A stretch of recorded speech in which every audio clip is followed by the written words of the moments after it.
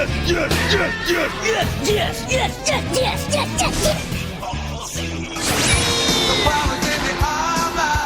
incredible! It's not a cartoon. It's anime.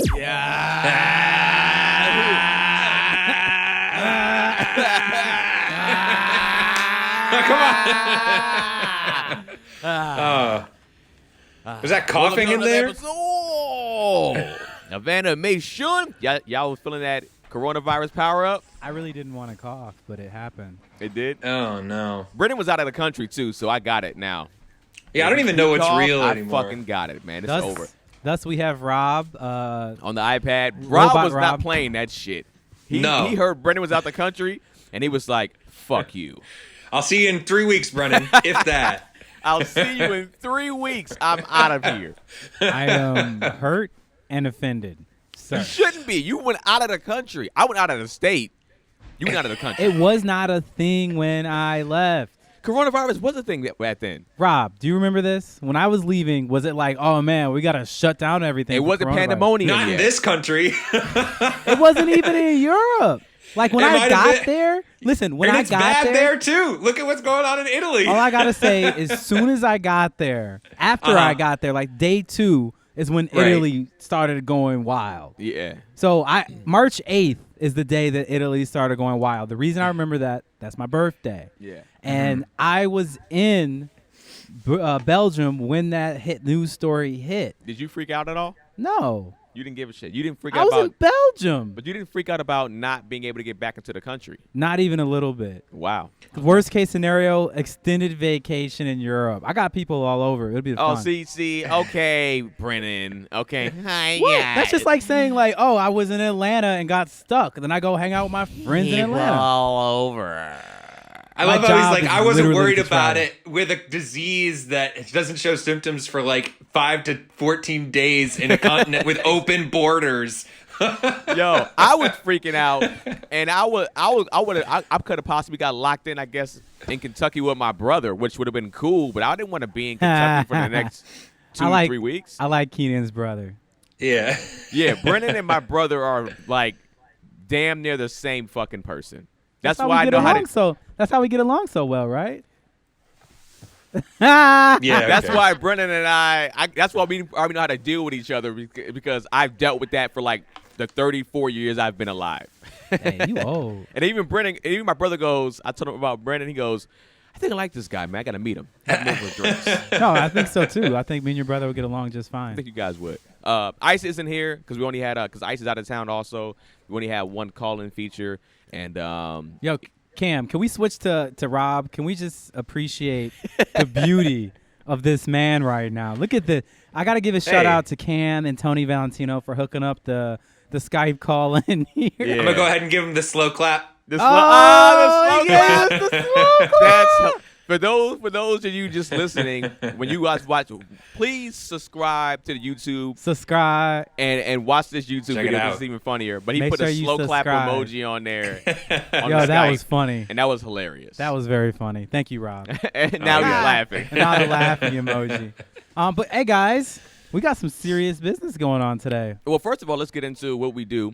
Oh, please. We are what we do is with the AnimeShun podcast, we review podcasts, we do one-off, we do debates, all types of stuff. And as Ice would say, I know I got some stuff in my mouth. Pause. And you really have like candy in your mouth right now? I'm gonna finish it off right now. You started a podcast with candy. I apologize. And you're gonna describe what we do with candy in your mouth. I got this, bro. I just described it. May I? I just described. You gonna do it again? No, I'm going to say the idea of what we're doing today is one of the things we do a lot. And the idea is that you're going to watch the episodes of the anime before you listen to this podcast. Well, let's give Ice his just due. No. No. Why not? You can do Just give it to him. Look, give it to him. As Ice would say, let's cut to Ice. This is Ice with his hair. This is the greatest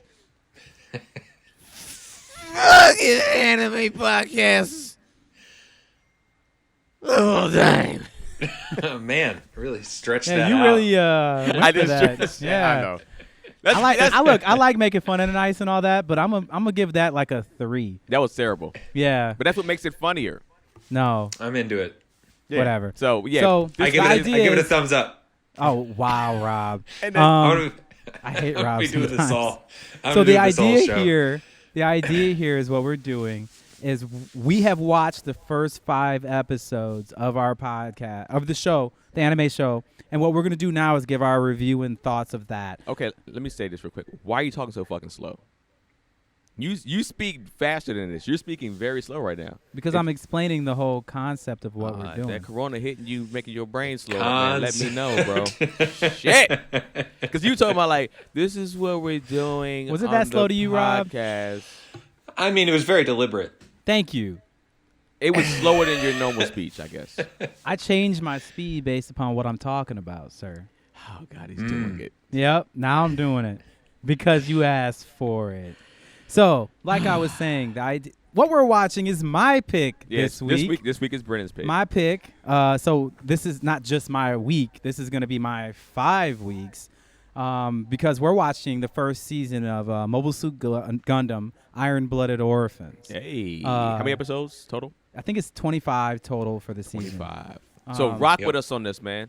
Yeah, rock with us. So right now, what your job, if you are listening or watching, is to have already seen the first 5 episods. Yeah, spoilers. Brennan. Episodes. Brennan. I was doing it for Keenan that time. That was for Keenan. Okay. So I already seen the first 5 episodes. And so what I'm going to talk about right now real quick is a little bit of research. I normally do research before we get started. Yes, and it was funny. I actually realized why I was talking slower is because of the delay in my headphones. I took them off and now I'm talking normal. Like I wasn't actually doing that on purpose. Oh, okay. Like I was just listening to myself and I was like, oh, how do I sound? Like, okay. And so what this is, it's actually, if you do or don't know, the Gundam franchise is a huge franchise in anime. It's normally a polarizing franchise. Either people are huge fans of it or they hate it. Keenan and I believe Ice hate it. Rob, do you have an opinion about it? About what now? The Gundam franchise in general. I don't really have too much of an opinion. I only really experienced a couple episodes here and there on Toonami or whatever, and it always went over my head. I was like, suits look cool, but I have no idea what's happening. Okay, so Rob has 0 reference point for the most part, so he has no opinion. That's good. In general, I'm not going to lie. I'm not a big fan of Gundams.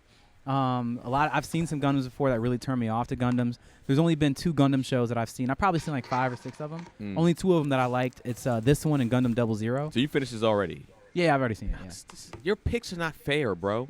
We never made a rule about what you can and can't pick. I'm just saying. All I'm saying, I watched this years ago, and I was like, yo, like I loved it, and this is like me sharing like my favorite toy with my homies. Pause. Okay. You know what I'm saying? So like this is me like sharing something with you guys that meant a lot to me at the time, and I hope that it means a lot to you guys. When did you watch this for the first time? I watched this in 2016 the first time. Okay.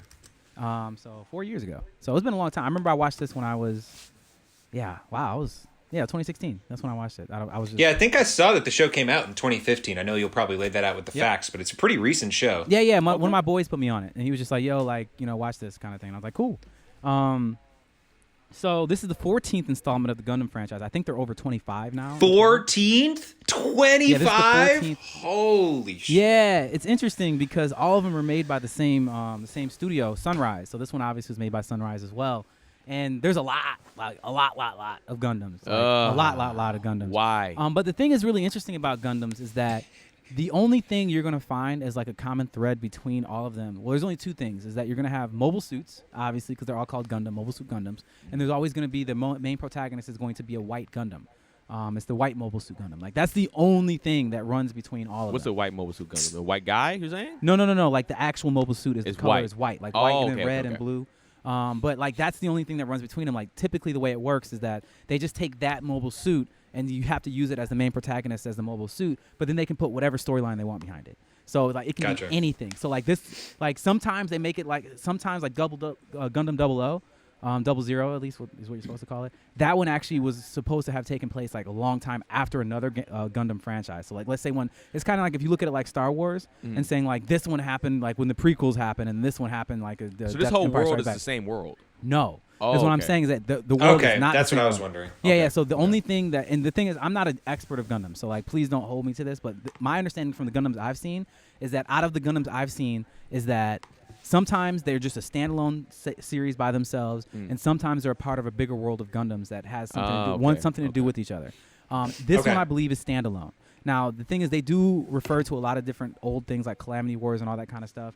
And I purposely didn't do the research into going and looking into the storyline plot and the backstory of all of that, because I don't remember everything that happened, and I don't want to, because I'm going to watch this again, and I'm going to not remember most of this as we're doing it, because that's what happens when I haven't seen something in 4 years. So I will say that from what I remember and what I understand from my non-extensive research on this particular point, this is a standalone Gundam franchise that doesn't directly have anything to do with other Gundam franchises. Thank goodness. All right, so that's that. Like I said, Sunrise Studios, they made a lot of stuff. They made there's such a long list that I couldn't even try to get them all, but I'm going to get to, where did I write it? Well, there it is. They also, the same people, Sunrise made Cowboy Bebop. We just did Cowboy Bebop. Okay. So they did that. They did Code Geass, Inuyasha. I hate Inuyasha. Gintama, and a lot of other. There's so many on that list that I was looking at that I had never even heard of, that I didn't even try. I was just like, I don't know what these are. Maybe some of our fans were. If you guys want to, obviously just look up Sunrise Studios. You'll see the list. It's impressive how long it is. They've been making stuff since the 70s and 80s. These are the OGs. These are the OG studio. They're actually owned by Bandai now. So it's okay. Yeah, that's a big exactly.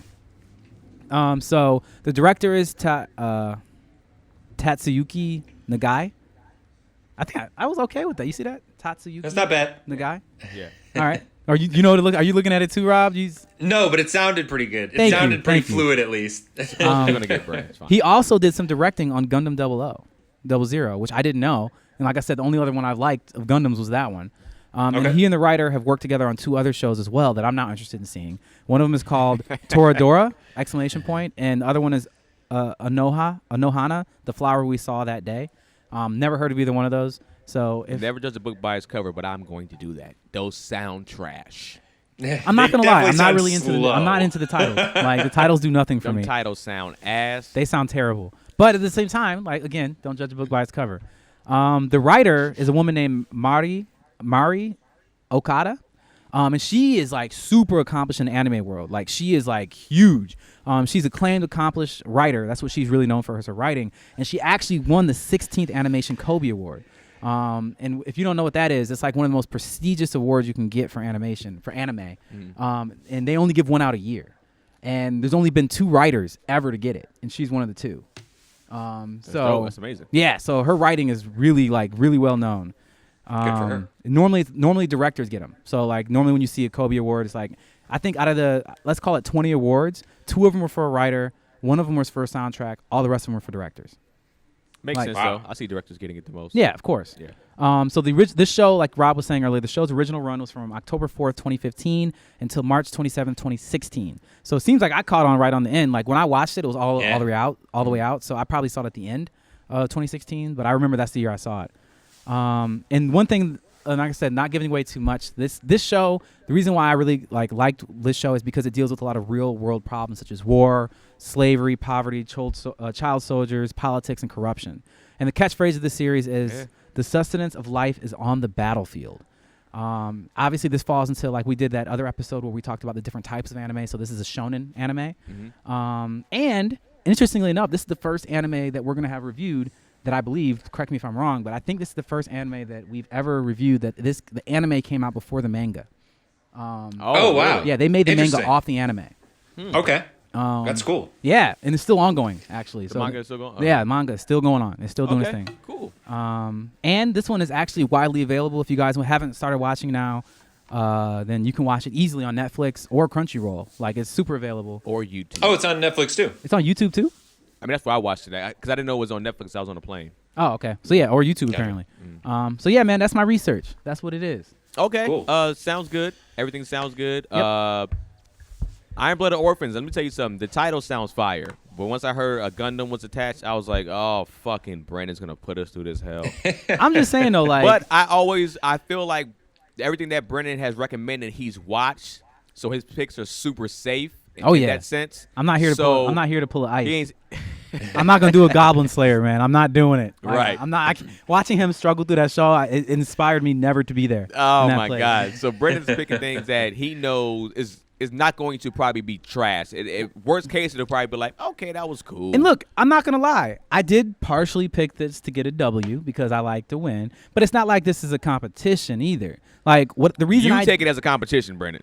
I take everything as a competition. Exactly. Honestly, thank you, Rob. I was born at this time. When were you born? I'm 30 seconds older. Yes, I win. That's Brennan does not. If that's the way that I was measuring things, I was born taking an L. Yeah.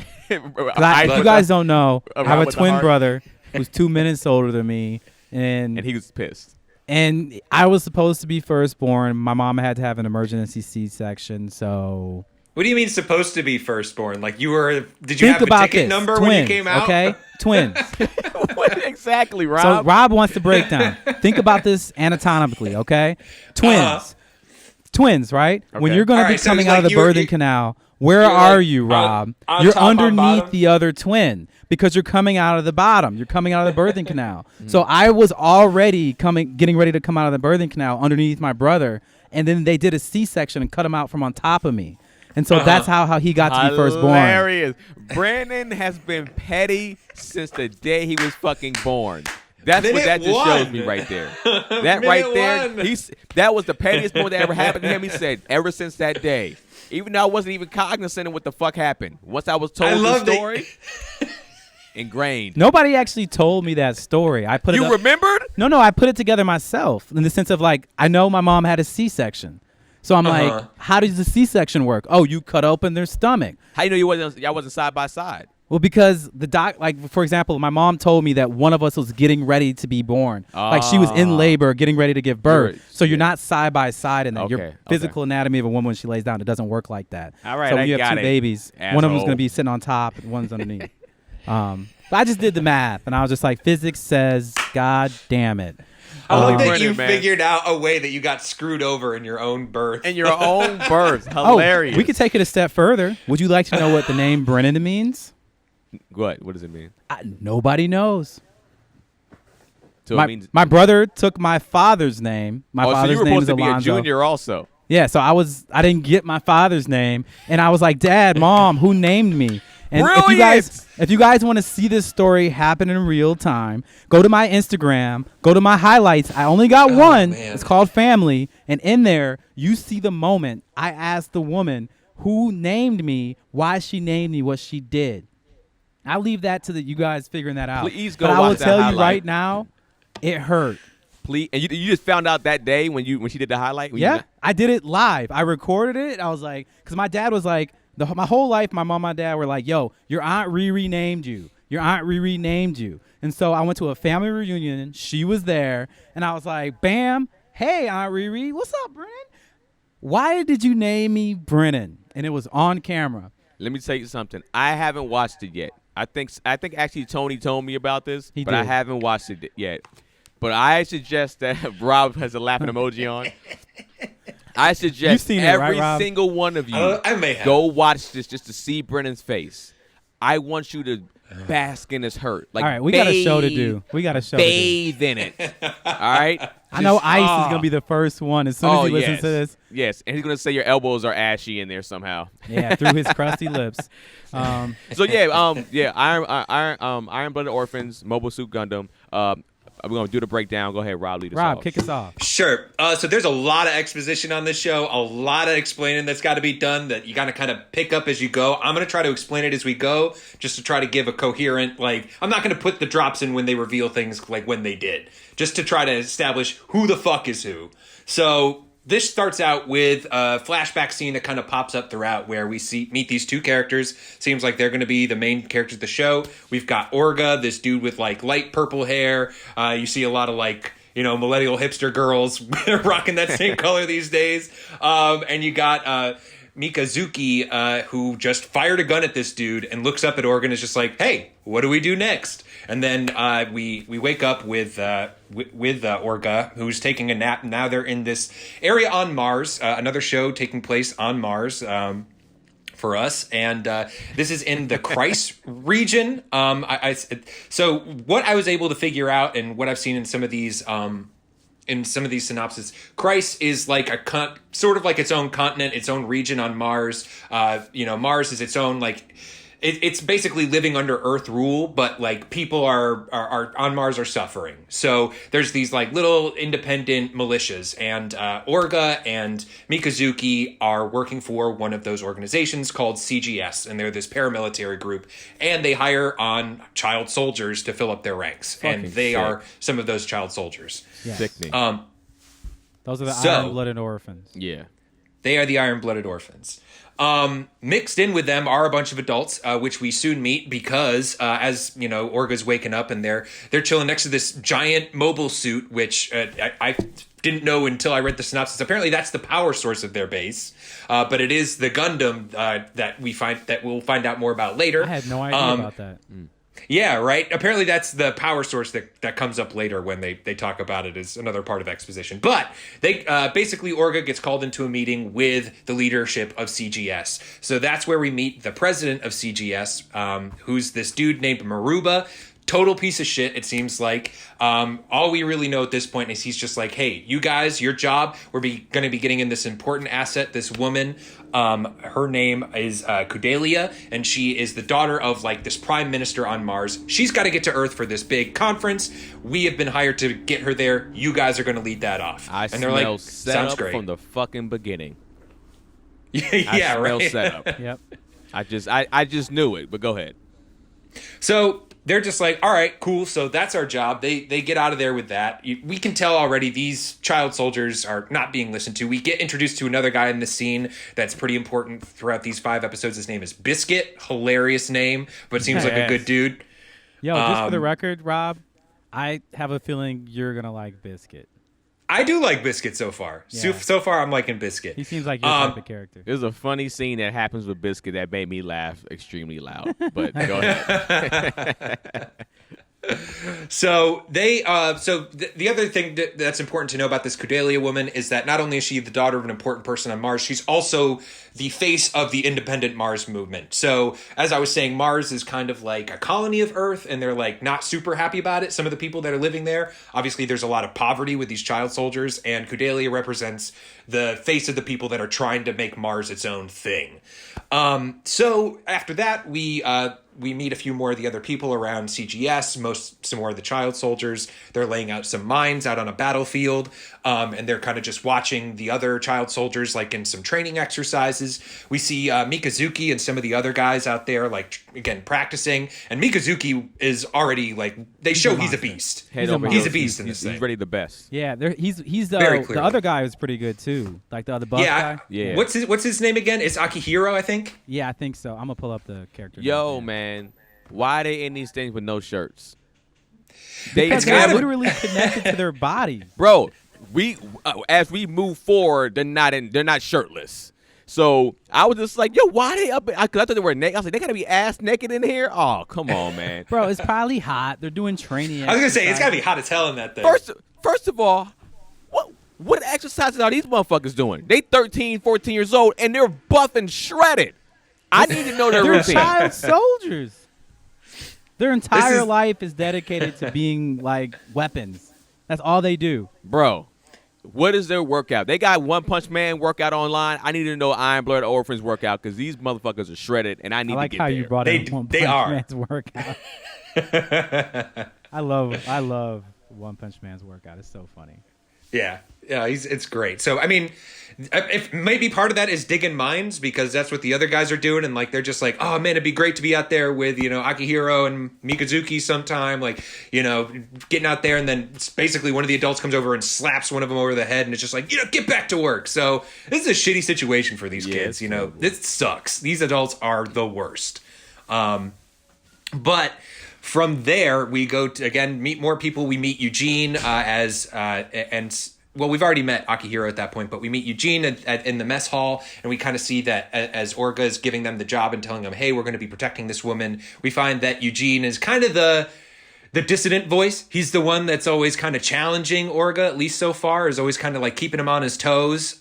He fights with him a lot, but Mikazuki shows up and is immediately just like puts a stop to that shit, grabs him by the ears, just like, dude, sit down, shut up. These are the orders. This we're going to do them. Yeah. So Mikazuki's helping Orga. He's a strong arm man. He's basically keeping everybody in line. He's just toy soldier.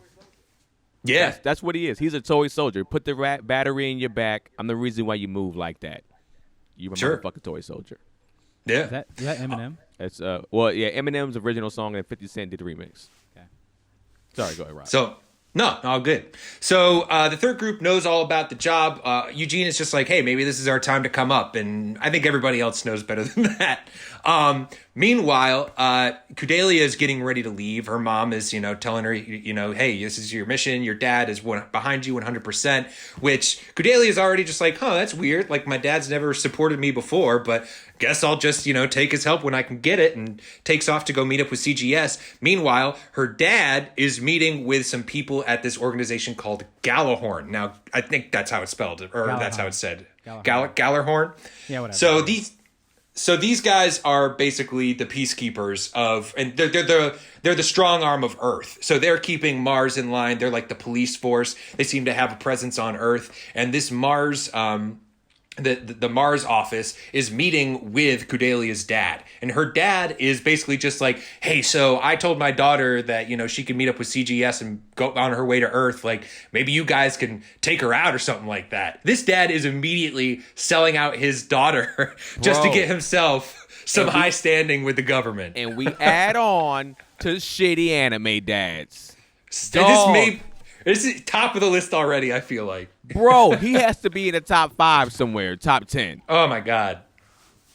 It's bad. It's bad. But Conrad's just the guy leading the meeting that works for Gjallarhorn. Conrad is just like, all right, get out of here. And it's immediately like, what a coward that dude is. Like, clearly he's just trying to sell out his daughter to just get himself some petty power. This guy's, he has no respect for him at all. Let me ask y'all that. Let me ask y'all a quick question. Go ahead. Would you guys sell out your child for a position of power? No. Brennan. Would I sell out my child? If it was like, yo, Brennan, you had the chance. I can't believe you think this is a question. I had to ask. No. If they were going to give you. Would you? I'm asking you a question first. Let me answer mine when it's time to answer mine. I'm setting up a scenario. The answer is no. They give you get to be the most powerful fucking studio in the whole world. No. You're not selling out your child. You're a good man, Brennan. It's my child, dude. Like, hey, clearly people do it all the time. What about you? You be the most famous comedian, most successful comedian in the world. You gonna sell out your child? Absolutely not. I mean, me personally, it's not about fame to me and stuff like that, so I don't care. The richest. The richest is like, it's not about. I want to make money in this, but I don't need to make $90 million a year. I'll stand up. The most consistently working comedian. Yeah. I'm like, I want to be working and making really good money, but like, I'm not going to sell out my child. But I see this happen a lot, whether it's in other TV shows or anime. It's like they'll sell out their child for the smallest shit. They'll get their child killed, set up to be murdered. For what? Why? I don't know. Now at this point, I ain't gonna lie to you. Murder your parent. I mean, in anime form. I'm not saying actually do it. So don't use this tape against me. Keenan said kill your parents. No. In an anime like this, if I'm anime Keenan and this happened, I'm fucking killing you now. You want to kill me? Okay. All the shit's out the window. That's how I feel like and we get to the daughter. She kind of starts to realize that. Yeah, she does. She comes around eventually, but so Conrad gets the info that he's looking for, and he's trying to basically create an issue between Earth and Mars to, basically get Gjallarhorn more power there. If Mars becomes independent, this dude's out of a job. So he's taking this to basically add more strife to it and doing it behind the leadership's back. So he orders a bunch of his troops, led by these 3 dudes, Crank, Orlis, and Ein, just like the dog in Cowboy Bebop. Sends them off to go take care of the CGS base. And meanwhile, while that's coming on, the Gjallarhorn inspectors from Earth are on their way to go check in with him. I guess just basically to make sure he's not fucking up. Just his quarterly checkup. It's just kind of coming at a real bad time for Conrad because this is right in the middle of his secret evil plot. And he seems to be doing all of this to try to get also some funding from a mysterious guy called Noblest Gordon, who pops up in a couple different places in these episodes. Mm-hmm. Right. We meet the 2 inspectors who are on their way. There's McGillis, who's sort of this, upstanding, golden boy type leader, and then you've got Galileo, who seems to be a little bit more I don't know, free spirited. I don't know if that's the word I might use, but or Galileo, I guess is his name. He's a little bit more like, why the fuck are we doing this? Like, Mars is a waste of time. We shouldn't be going there. And McGillis is just like, hey man, like this is important. We should be extending our power, and if we can get Mars, the Mars people in shape, then that's good for us. But that night, you've got the child soldiers back at CGS getting ready for their mission, and they're getting their mobile workers ready, just getting ready to meet up with Cordelia when she gets there. And this is where we see that these guys have this system that's been basically implanted in their back, and it's called, I'm going to murder this pronunciation. It's a Alea Vijnana system. I don't know. They call it good try. But that system pretty much connects their their nervous system directly to the mobile workers or to the machines. Like, yeah, and only a few of them was able to do it. Because they did it like a few times, like Mika. Yeah, that system is like pretty much the more times you get the surgery, the deeper the connection is. Right. It's extremely painful surgery, extremely deadly surgery. So it's like not a good thing to get, but if you get really good at it, then you can pretty much control these mobile these mobile suits like through your body. Yeah. So like these kids are being forced to have this really this horrible surgery. Yeah. So they could be better soldiers because these kids are all uneducated. How are they going to control these giant machines with guns and stuff like that? They can't read. Like, what they going to do? Yeah, like, Mika's illiterate. Yeah, Mika's illiterate, can't read, but obviously my man can fight. I ain't going to lie to you. I was like, all right, Fantasia. He can sing. He can sing, though. But he can't read that music. I mean, that's what normally happens. The dude can't read, but he got them hands. And Mika's that dude. He's literally the epitome of a dude that can't read, but he'll fuck you up. He will fuck you up. Absolutely. But he's got a lot of fans too, because we meet another character here, out in another area of Mars, out in the city.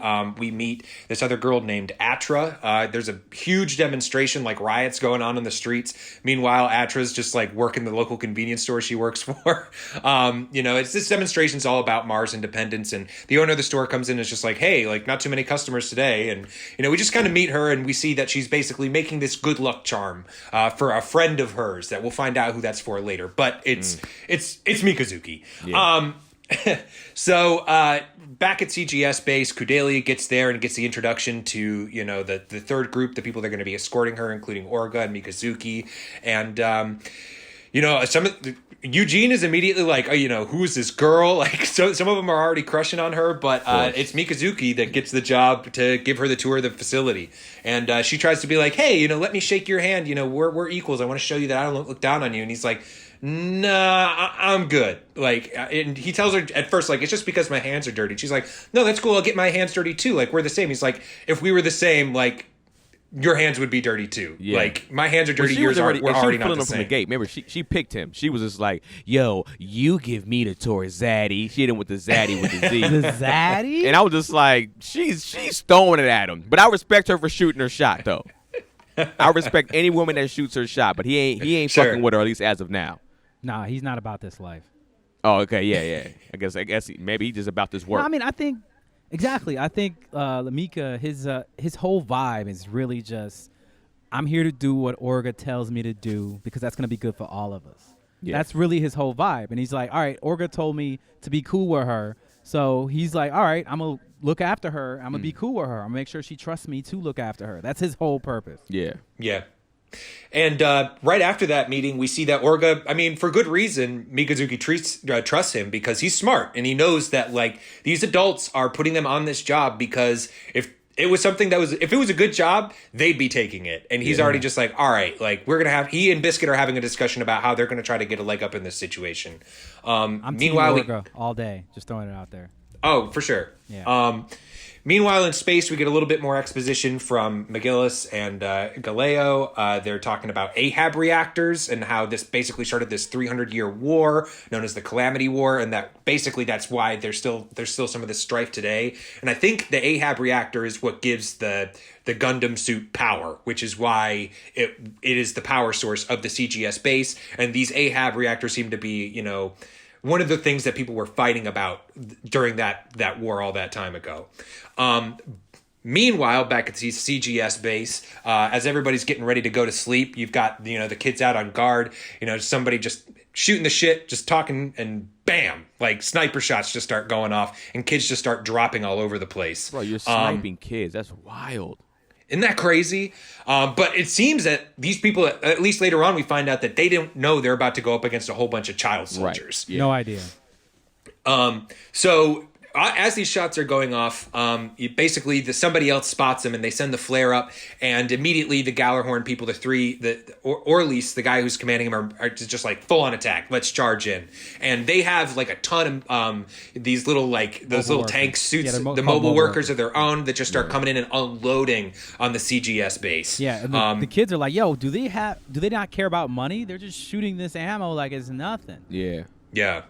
So they start scrambling to get ready. Meanwhile, the adults start panicking because they know who they're under attack by. The president starts just like grabbing all the money he's got in his safe. He's just like, yo, we got to get out of here. So the adults, they command the third unit, all the kids, to basically head out front and like hold the line. And basically as a distraction for while the adults sneak out the back. Yo. Go ahead. Yeah. Go ahead. I mean, they're shitty. Golly. So the kids are running out there. There's even this one kid whose name I forget. It's like Dejin or something like that. I forget. They're just like, all right, Dejin, this is your call up time. Like getting one of the mobile workers. Like it's all hands on deck. He's the one that got smacked, I think, earlier. No, because the blonde kid that got smacked. This kid that got into he was one of his friends though. Right. The blonde kid got smacked. Okay. Yeah.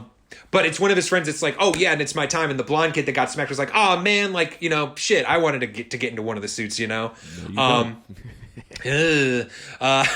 So they all get into the suits, and they're doing their best. They're getting pushed back, but then Mikazuki and Akihiro get in theirs, and they're out in the field just like fighting back to back, just fucking dudes up. And all of a sudden, like the tide starts to turn in the favor of the CGS kid soldiers of the third group. And while this is all going on, as the adults are sneaking out the back, Orga is trying to like command this whole thing. He's got the command of all the third unit groups, but he's got Biscuit back in the base, basically making their plan that they had made the night before all go off without a hitch. And that's very smart. They get Kudelia put into a safe place. They put her in with the Gundam where she'll be fine, and then basically they send off these flares that they had rigged to all the different like mobile workers of the first group, giving their position away. And immediately the Gallarhorn people are like, "Yo, get those suits because we're not trying to have any survivors for this." And they immediately go after the adults as well, which lets the third group gives them a little reprieve. They're able to like hold their ground a little bit. That is until the Gallarhorn mobile suits come out and they just start chopping people up. Like they just start wading through the bodies. It's bad. And then that's at one point where we see that one kid, Jin, that got the call up, like makes the heroic charge, like, hey, we got to get in close. And he just, his whole suit just gets absolutely destroyed. But Orga has an ace up his sleeve. He sends Mikazuki down into the base to activate the second part of the plan, which we were not told about.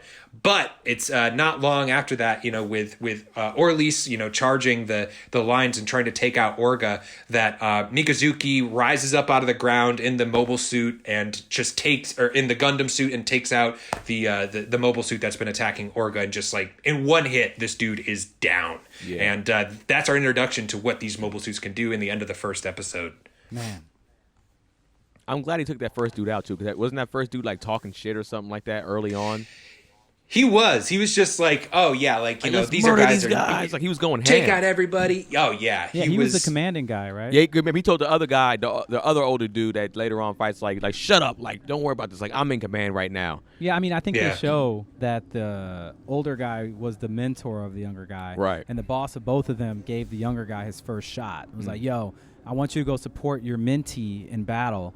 And so he empowered his mentee to be the boss, and he immediately became a dick. Out the gate. It was just like, all right, cool, we're doing this the way I wanted. It feels to me like that whole battle, he screwed it up. Yeah. Because instead of they had these mobile suits, and they sent in all their mobile workers too to fight like toe to toe when they had mobile suits the whole time. If they would have sent the mobile suits out front, the mobile workers on the other side would have just gave up. the fight's over right then because they knew they can't fight mobile suits. And so it's just like, why did you do that? Like, he's like, I just wanted to see what they could do. And that's basically why Crank even... He died, right? He didn't. He does die. He dies right as soon as Mikazuki tackles him. It must have just been like some concussive, like there was no roll cage in that mobile suit or something like that. No, I mean, sorry, bitch. They don't play in this show, and I think that's a great first episode in the sense of saying like, I was in. Somebody died. Somebody is dead in the first episode, and that's what it is. I was on both all in sides to see episode 2. On both sides. Yep. So episode 2, we start off a little bit further back. We see, Mikazuki getting ready to get in. We see him talking with another character that we haven't really mentioned yet, old man Yukinojo, who's kind of like seems to be sort of a mentor to both Orga and Mikazuki. Kind of the one cool adult that's on the base, helps him out with their like mechanical needs and stuff like that. And he's loading Mikazuki into the suit, and he's just like, "Hey man, like just so you know, this is going to be different. It's going to be a way more intense feeling than just your mobile worker suit than you're used to. So, get used to that. Take it easy. Don't go crazy out there. It's a totally different kind of connection." And meanwhile, Cordelia is there and is just like losing it. Like, this is so inhumane. Like, how can you be, using these connections for these kids? And, Yukinojo is just like, I mean, this is the only job these kids can get. And right now, they're standing in between you and this invading force. So maybe we shouldn't be questioning this right now. Maybe we should just get him into the suit and send him out there, which is exactly what they do. And Mikazuki gets to work immediately. Yeah. He destroys that first dude, and then when the other two suits are just watching like nearby, they're like, all right, cool, like open up with gunfire, because all he's got is his like staff. But Mikazuki's smart, and he runs over to where the enemy mobile workers are retreating and hides amongst them. Like, all right, if you're gonna shoot me, if you miss, you're probably hitting one of your own. Yeah. And the other guy, the Gallarhorn guys, are just like, "Oh, how dishonorable!" And Mikazuki's like, "What are you talking about? Like, you were attacked our mobile workers." Yeah, Mikazuki is not. He can't. He's illiterate. He can't read, but he's a very intelligent dude. Oh, for sure. Yeah, I would not want to face him on a battlefield. Absolutely in not. any way, shape, or form. Very smart warrior. Yeah. Very. Oh, for sure. And so the younger guy shoots out into battle to face him one-on-one. And Mikazuki, this is again where we see, like, even though this is his first time piloting one of these things, he's very capable and is just like dodging this, dodging that. Like, this fight was dope.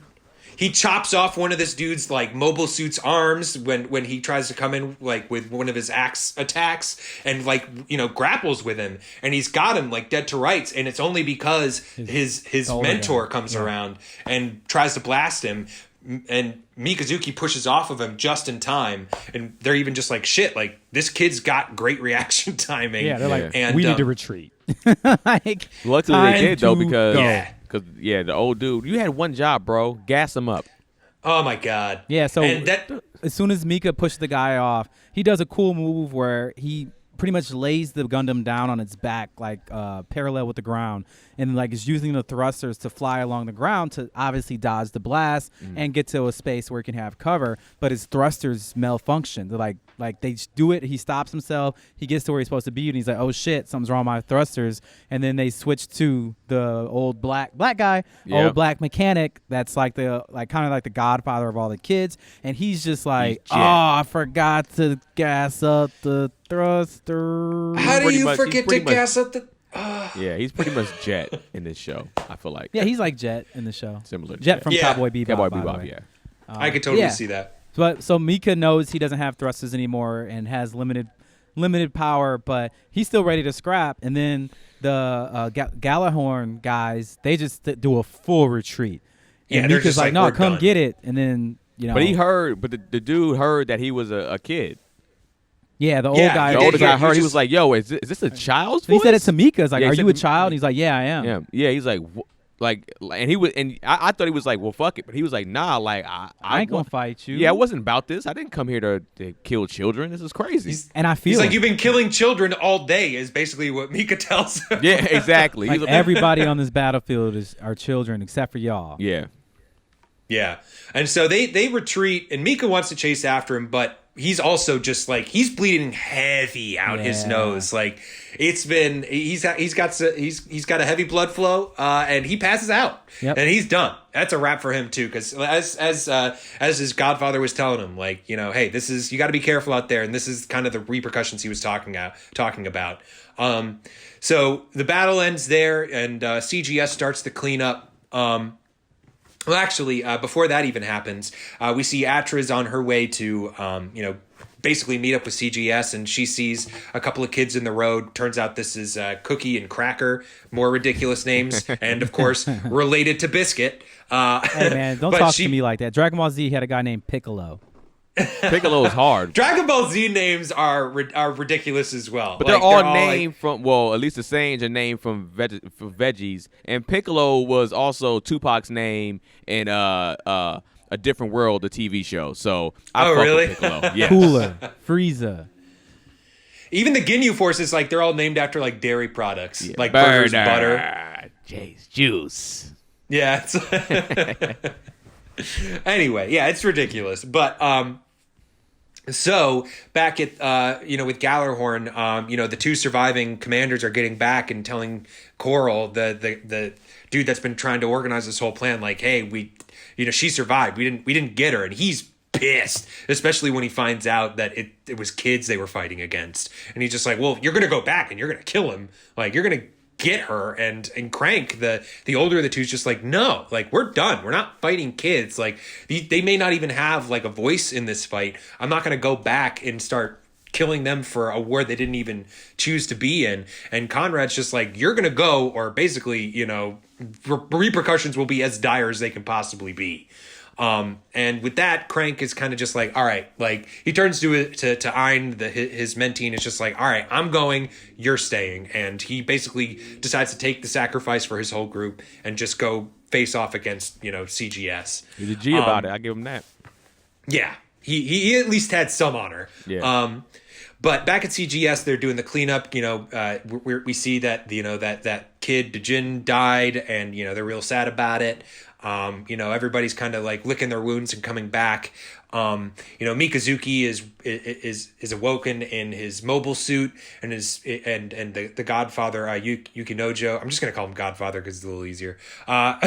He tells him, like, hey, I didn't want to disconnect you while you were still asleep. Like, you're safe, everybody's good. And Mikazuki's just like, how many people died? And he's just like, 42 of our people died. Can I just take a moment with that? Yeah. My man passed out from the battle, from blood loss, wakes up, and the first thing he asks is like, how many of us died, bro? Yeah. It's like, you saved us, man. It's like, no, but how many of us died? And he told him numbers. He's like, dude, you're a hero. And he's just like, Mika took it straight to heart. He's like, nah, I could have done more. Yeah. Kind of thing. But go ahead, Rob. I'm Yeah. sorry. I just took that. But I was like, that spot. I was like, this dude's a G. But clearly, you can see that, like, what the impact of him on the battlefield, because 42 of his group died, 68 of the adults died. Like, those guys that they sent up with the flares. So clearly, he did have an impact. And those adults are pissed, and they've gathered up all the leading members. Like, they've got Orga and Biscuit, this scene right here, Eugene. This scene right here. Yeah. And so the president is gone. This one asshole dude with the mustache is taken over, and he's just like, you can't trust anybody with a Hitler mustache. No, not at all. Once you see the Hitler mustache, murder him. Because that's what he gonna do. He gonna turn his back on you, bro. You can't trust this dude. But go ahead. So they're just like, all right, now basically which one of you fired up the flares on our suits? And Orga takes the whole blame. He's just like, it was me. It was all me. It was me by myself. And they beat the ever-loving shit out of him. Yeah. But he takes it and, takes it for his troops. And as soon as they leave, he gathers everybody together and is just like, it's only a matter of time now after that before the adults... Everything the adults give us now is going to be an even more overt attempt by them to kill us. So they're going to start taking jobs that are suicide missions. If we want to survive, we got to take control ourselves. When they also said that Galahorn's going to come back, he's just like, they're going to come back. These guys have all of their decisions have led us to failure. Everything that they do is horrible. These are not the people that are going to allow us to live if we keep following their orders. Yeah. Yeah. And I think the kids are smart enough. They picked up pretty early that we can't trust the adults at all. Not at all. And so he's basically taking a vote of the leaders there, just like, who's who's with me. And he's got mostly approval. I think Eugene is kind of like not about that. Akihiro's just like, listen, I'm going to follow whoever's in charge. If that's the adults, that's the adults. If that's you, that's you. That's just my job. He's so dope. I like his attitude. He's like, look, man, I'm here to fight. I don't care who's in charge. Y'all got my contract. I don't care.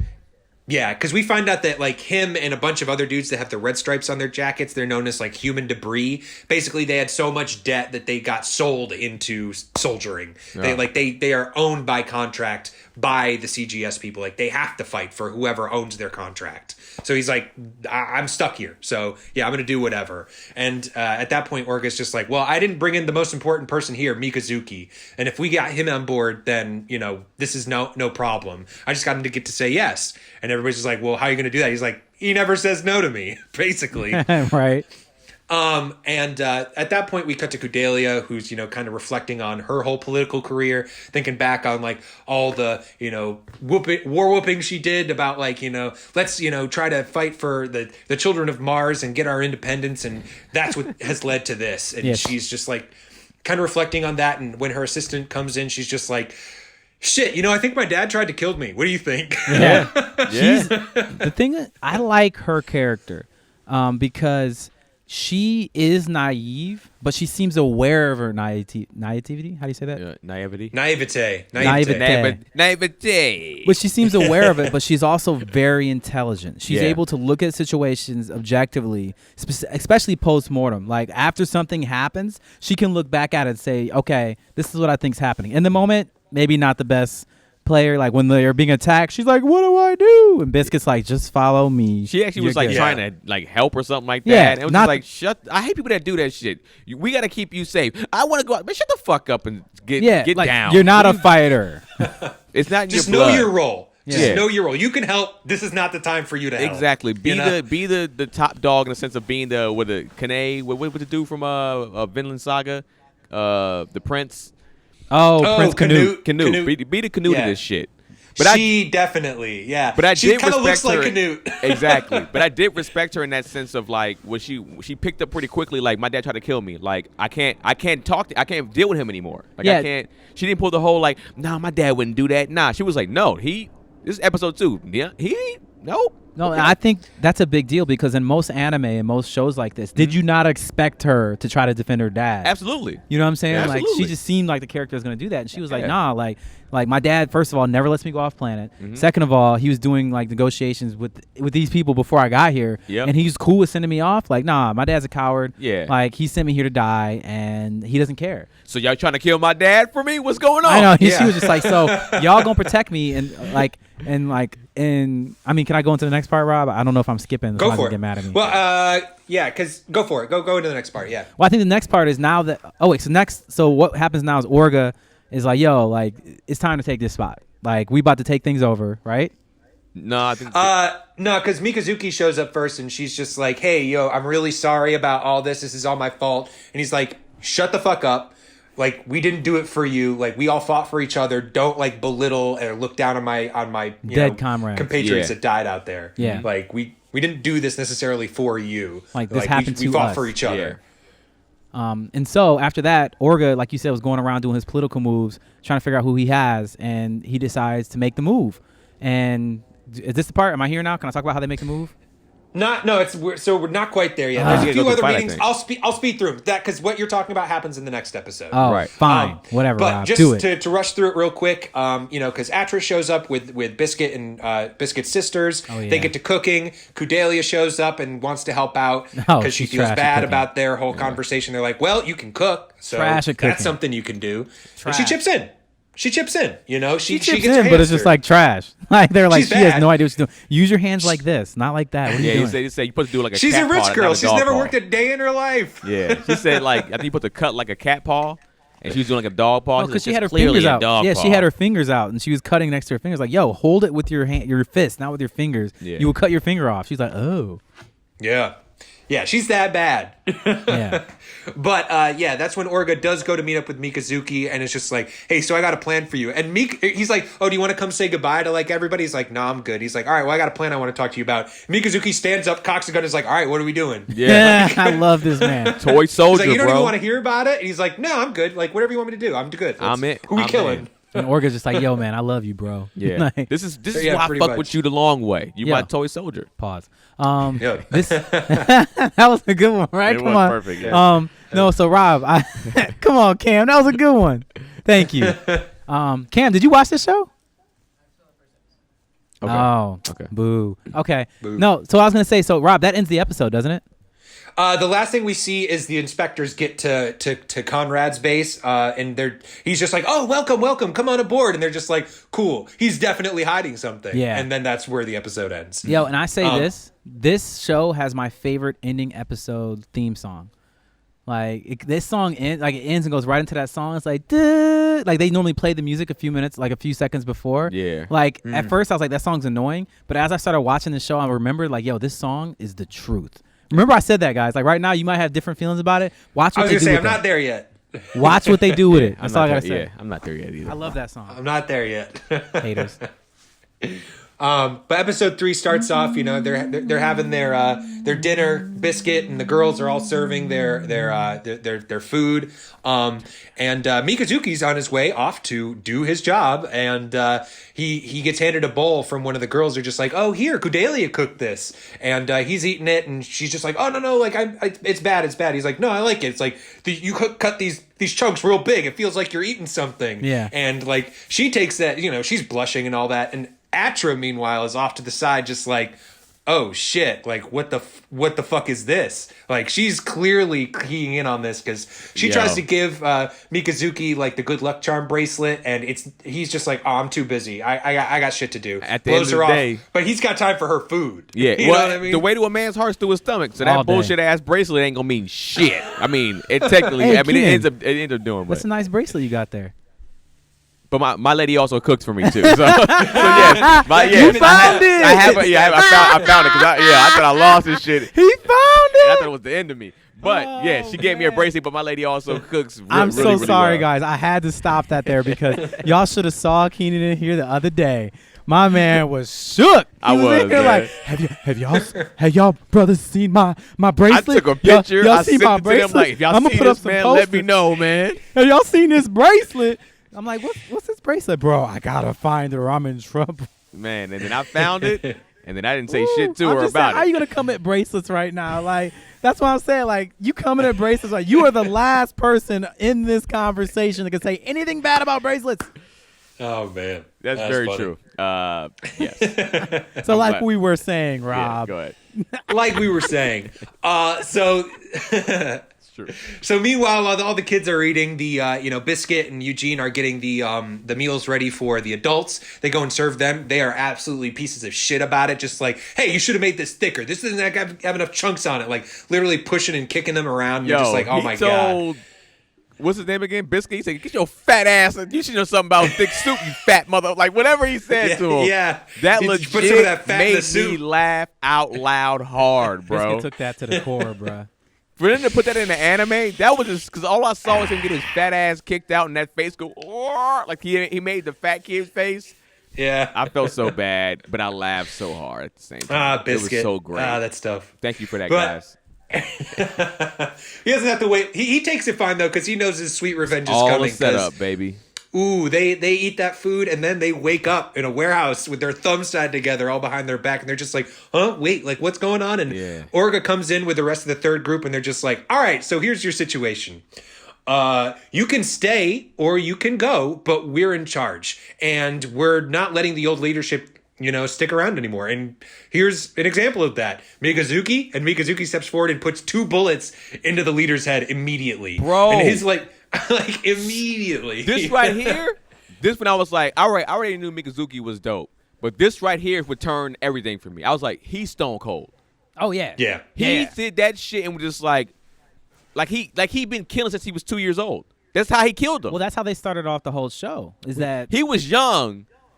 Whatever happened at that point because I guess they just showed a flat. They didn't get the whole thing. But bro, yeah, he pumped 2 bullets into him. Was like, so do y'all not anyone wanna? else? And then And then one some of the dude guys was charges. like- well, go ahead, Rob. And then one of the other guy charges. They shoot him 2-3 times He's too. just They're like, I'll never follow you, stupid kids. I'm like, what is he? And Mika's just like, bap bap. Anyone else? Like, everybody else is like, oh no, we cool. At least if you didn't fuck with Mikazuka, you'd be like, oh man, you bow down for a second so you get your thumbs untied, and then you do what you gotta do. But you don't try to charge with your thumbs. No, for me, like looking at how leadership works and how power works, Yeah. Orga did the perfect thing here. Yeah. And then follows through in the perfect way. So he takes them all, puts them in a place where they are defenseless, puts their leader in front of them, has their leader try to usurp his power that he has now just gained, and says, all right, here's my enforcer. Kill him in front of everybody. Yeah. Bam, he's dead. Now the right-hand man of that guy, bam, you're dead. Now the rest of you have a choice. Fall the fucking line or bounce. Fall in line or get out of here. Yep. I'm not going to force y'all to stay, and I'm not going to kill you, but you ain't welcome here no more. Yeah. And for me, Yeah. I think that was brilliant because he's just like, yo, like, y'all can stay or you can leave. And then they're like, okay, the first guy to raise his hand to leave was the accountant. And Biscuit was like, no, you get to stay. You gotta We got stay. a job for Yep. you. Yeah, you gonna chill, fam. We need you. Yeah. Yeah, but they work it out where basically they offer all the adults severance pay, which is way more than they ever fucking deserved. They should But have got after shit. And the thing is, though, that's fair. And the reason I think that's fair and the reason I think it's a good call by Orga is because the guy that led them is the only reason they were doing the things that they were doing. Some of them might have been inherently evil, but they were soldiers following orders. So you can't hold them responsible for what their leadership decided. He took out their leadership, took out the number one Iron Man, and said, y'all can get gone, but you were here for a job. You know what I'm saying? That's what you were doing, your job, and you have pay for that. So we're going to give you severance pay. And there's two reasons you do that. Number one, you set an example for the people that are following you right now and saying, this is how I treat people that aren't even loyal to me. Yeah. And number two, you don't want to create enemies out of the people that know the back door to your base. Yeah. You know what I'm saying? So, like, look, we're going to take care of y'all. Like, look, we don't got no beef with you. You didn't do this. Y'all be on your way. Here's severance pay. Disappear. I still ain't trusting him. I'm not going to trust them, but at the same time, like, you're not creating an enemy in that moment. Yeah. You know what I'm saying? Yeah. Like, Orga had every opportunity to turn every single one of them into the corpses or enemies, and he did neither. And the reason he did neither is because he understands morale, he understands leadership, and he understands his team is still trying to figure out how they're going to follow him. I feel like that's like some Art of War shit or something. Well, maybe if you read that book. that you gave me. First of all, see, we're doing a lot of shit that y'all don't know. Some Yeah, outside I know. inside shit. But I gifted Keenan a book. That's it. That's all yeah, it is. he It's gifted about me a leadership. book, and I had another book I'm reading before. I don't like reading two books at the same time if I don't have to. I don't want to hear your excuses. So I just get now that. finished up my other book, and I was quarantined in Kentucky. And you now read- that I'm back, Uh-huh. I'm going to start reading it. I We'll just see by got the back a next few time we hours record, ago. guys. I'll bring this back up. Go ahead, Rob. So basically all the adults, they take the pay and they leave, with the exception of one of them, and it's a Hitler mustache dude, and you know that he's going to turn on him at some point. Exactly. I mean, Of course. like you said, you don't have that mustache and stay truthful. It just doesn't Never. happen He that just way. seems slippery. He's like, "Hey, kids, Yeah. don't worry, I'm here with you. We out here, guys." Like, bro, Yeah, not trustworthy. not trustworthy. Too friendly. Too excited But- to be on our team. But what the accountant tells him is like, all right, after we pay everybody out, we've got 3 months of operations. And after that, we're broke. We're dead broke. And so the rest of CGS is just like, all right, Orga's like, we gotta keep working then. We gotta get a job. We gotta figure out what we're gonna do. And the Hitler mustaches dude's first idea is like, well, let's give Cordelia over to Gallarhorn. That'll help get Gallarhorn off our back. We can barter her for some money, get us going for a while. And plus, what do we owe her at this point? And, we can basically bury the hatchet with Gallarhorn, who way outguns us. And Orga's thinking about it, but doesn't seem to be super into the idea. But as he's considering it, the alarm goes off as another Gallarhorn mech shows up. And they arrive, and or as they run outside, it's Crank. He's basically just like, all right, like, I'm here. He's got the red sash over his shield, the sign for a duel. He's like, all right, I'm here on my own. You send out your best, and we'll settle this. And if I win, you give me the suit that you took from Orlis when you killed him, and you give me the girl Cordelia.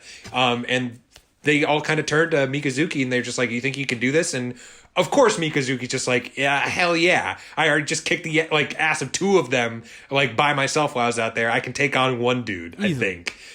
So they suit up and they get out onto the field, and Hitler Mustache Dude is still just like, and at this point even Cordelia is just like, just give me over, like I don't want any more of you to die, and Orga's not hearing it. He's just like, basically just like, no, like, you're good, we're gonna protect you, Mikazuki's got this. And as he goes out there and he starts this duel, it's a pretty cool fight. Like, Crank, again, he's like trying to give this guy some respect. He's just like, I feel bad for you. Like, I don't want to fight child soldiers. And Mikazuki is just like, I'm not a victim. Like, I never did anything in my life I didn't want to do. Yeah. Like, I'm going to kill you. He said it, like, he was very intimidating in that fight. Well, yeah, he said, because they was like, what do I win? What do we get out of this? Because he was like, he was like, the other dude was like, well, if I win, give us old girl, pretty much.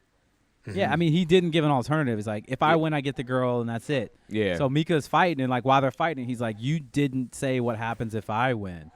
And Mikazuki ends up winning the fight. Oh my goodness. He does. He lights my man up. And then Crank knocks the fucking thing out of his arm or his hand, and then Mikazuki picks up the spear and just like shoves it right through his chest where the pilot is. It's nuts. And then he kind of like, the dude pops out and he's like sitting there and he's just like pretty much like, well, he tries to give a speech like, I'd rather kind of die type thing. And as he's saying that, he just gets shot up. No. That is not how it happens at all. Not exactly. He asked Mika to do that. Like, he does. He's but just he like, wasn't I can't finished go talking back. yet. No, he was. No, he was thanking him. He was immediate. He was like, "Thank you," and like, before he gets the "you" out, that's when he gets shot. That's if he I'm gets gonna shot get up. executed. That's how I want it to happen. It's a Like, surprise. Yeah. Would it be surprised? I don't know. I felt like that was still stone cold. Oh yeah. Oh, super 100%. Stone cold. Super stone 100%. cold. Mika is, bro. No, let me set this up really He ain't quick. no Shinji in this bitch. So Mika wins the fight. He knows Shinji. No. Oh Lord. But Mika wins the fight, and then after he wins the fight, my man opens his cockpit, and he's already bleeding. He's already hurt. And then Mika like addresses him. It's like, I don't like how you disrespected me and didn't give me an option. What happens when I win? Yeah. And he was just like, I'm sorry, I didn't have an option to lose. If I lost, then that was it. And then he was just like, yo, but like, can you just finish this for me? And then Mika's just like, I suppose, pulls out a handgun. He's like, I just want to say thank you. And that's it. Mika had zero hesitation. He's like, all right, I'll kill you. And then he kills him. That's it. He does. He didn't blink. He was like, all right, time to go back. Like Yep. And then he goes right back in his mobile suit and goes back to the base. Like, and that was it. And they collect his mobile suit. Yes. They do. And while that fight's going on, we have that kind of more of that moment that you were talking about, Keenan, where, Cordelia is over on the side with Orga, just like, oh, I want to help. Like, maybe I can get the implant. And he's just like, no, don't bother. It could kill you, number one. Number two, I don't think that's a good idea. Like, that's not really where your strengths are. Right. But during the fight, she's just like, I do want to be as strong as Mikazuki, but I'm going to do it in another way. And the ways that she figures out to do that is, I still want to go to Earth. I can pay you guys to take me to Earth. I have this dude, Nobliss, who seems like he's got his fingers in a lot of pots. I got this guy, Nobliss, that could want to fund this and keep you guys paid, basically. And so, if you want to still work for me, we can work that out. And also during that fight, with the inspiration of the iron thing going through, Crank's chest, Orga comes up with the new name for CGS, because CGS is basically the name of the people that used to enslave them. And they're just like, well, we're not going to be that anymore. We're going to be this new name, which I think is Tekadon, which is an iron... Tekadon, which is an iron flower that never wilts. So, basically a big symbol for their will. And they get back and they tell Mikazuki. Mikazuki's like, I like it. Sounds great. That's our new name. Let's move forward with this first job, getting Cordelia to Earth. And that's right where we pick up in episode 4 as they're, starting their plan to try and get Cordelia to Earth. But the problem is that Gallarhorn controls basically all the space in between, and that to try and get there, you're going to have to try to make a deal with somebody to escort you through uncharted space. And that's where Hitler Mustache sees his turn to strike, and it's just like, hey, I got this guy who he's a friend of mine, owes me a couple favors, runs the Orcus company. They've got all this area that they can travel through. Maybe they can lead us through and get us to Earth. And maybe they take a share of the profits, but it won't be too bad. Meanwhile, you've got Cordelia. She is talking with Nobliss. She's got him on like a video chat. She's just like, sitting in the cafeteria. He's like shirtless in like a sweat lodge or something like that. Yeah. Like being way too eager about like funding this. She's just like, thank you very much for, funding this and helping us to continue this fight for freedom. And he's just like, yes, to fuel the goddess of death, to feed on the corpses of all of the dead. And she's just like, yeah, okay. I do. I have a lot of never trust. And here's another one. Never trust a fat guy that's sweating this much. Damn. Sorry, man. So Hitler mustache, fat guy that sweats. He just seemed sneaky out the gate. I didn't trust him. 100%. 100%. No. And the fact that we already know from the Gallarhorn people, they're trying to get money from him too. This guy seems like he's just like putting money everywhere. Whoever comes out on top, he's in good position. So that's kind of how the elites kind of do it. They fund both sides. Exactly. They're playing both sides of the I'm playing both sides, so I always come out on top. It's an always sunny thing. But so the guy comes back with the offer from Orcus. They're just like, all right, they'll do it for 45% of the pay. And they're desperate enough that they're like, I mean, all right, like we'll take it, I guess. But it's obviously not great, but they have to do what they got to do. And Orga, meanwhile, takes Akihiro and another guy, Dexter, and is just like, all right, you guys are going to head up ahead of us. You're basically going to get the ship ready. They have a ship up in space. It's an old CGS ship that they rename. I forget. Brendan, do you remember what the name of the ship is? No, I'll find out though. Keep going. But he basically is just like, all right, you guys go up and take care of the ship. Make sure that's ready for us when we get up there to meet up with Orcus. And also, by the way, here are your contracts. I'm giving them back to you. You can stay if you want, or you can go. And with that, it's kind of like Brendan, you'll remember this from like Game of Thrones when Daenerys kind of goes up to the Unsullied and is just like, you can follow me if you want. You don't have to. And they're just like, well, now that you gave us the choice, like, fuck yeah, we're in kind of thing. And like, these guys are going to be motherfuckers on the battlefield. We already know that Akihiro is at least second in the group to Mikazuki. He's a beast. He's definitely a beast. So at the Gallarhorn operation up in space, you've got the two inspectors diving deeper into their whole thing. And what's his name? McGillis is just like, hey, I noticed that there's a whole like contingent of soldiers missing. So that's kind of weird. And brings it up to Conrad, and Conrad's just like, oh yeah, there was like this riot we had to subdue. So, that's where they're taken care of. I love how Conrad just keeps, when things happen, he just slams his head.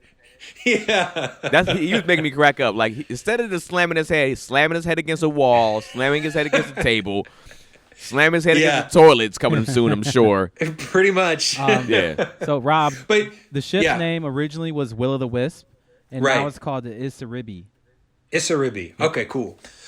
So he realizes that these guys are kind of onto him, Conrad, and then he tries to offer him a bribe. They shut that down real quick, and they're just like, this dude is like, we knew he was up to something, but this is fucking weird. So they end up actually heading down to Mars, to the surface, to do some inspecting of their own.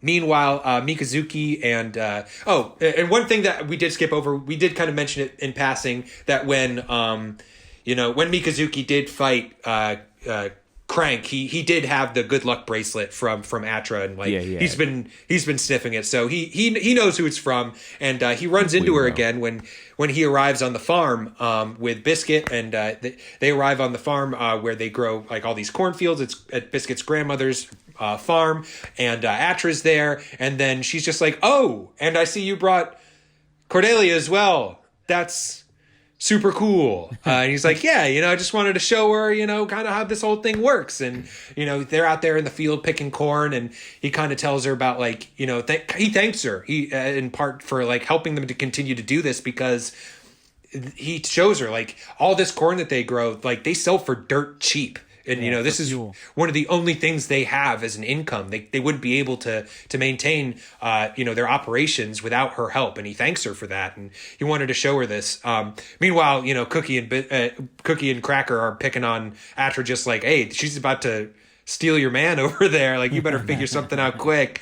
But the inspectors, meanwhile, are kind of scoping out the battlefield. They're just like, hey, the CGS group, there's a report of a battle here the other day. I think this is probably where that contingent of soldiers went, and that's probably what they're hiding, but there's like no evidence of what actually happened there. Like CGS or Tekadon did a pretty good job of cleaning shit up afterwards. So they're on the road back to, head back to headquarters when they almost hit Cookie and Cracker in the road as they're running away from picking on Atra. And immediately Mikazuki runs over, puts my man on the car. Yeah. Galeo is like apologizing, and he just choke slams him, like lifts him up like the fucking Hulk, and is like got him up against the car and is choking the shit out of him until the grandmother comes over and is just like, put him down, like you always do this. Let him go. He's apologizing. Are you guys watching the sub or dub? Sub, right? Sub, yeah. Okay. The old lady's voice is Frieza in the dub. Oh, really? Yeah, that's it's hilarious. Frieza. It's the female Frieza voice. Yeah. You can clearly tell who it is. Because it's the same woman that does what's her face in Yu Yu Hakusho. Yep, same one in Yu Yu Hakusho. Yep.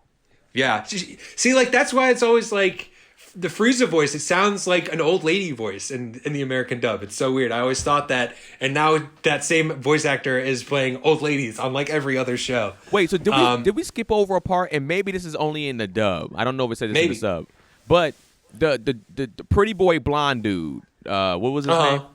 Eugene. He says like the girl's dating. No, I'm sorry. You're talking about McGillis. Yeah, no, he's talking with what's his face in the car, right? Yeah, and he's like, yo, my fiance or whatever is like 9 years old. Yeah, I mean the thing is, this show hits on a lot of stuff, so it's like an arranged marriage.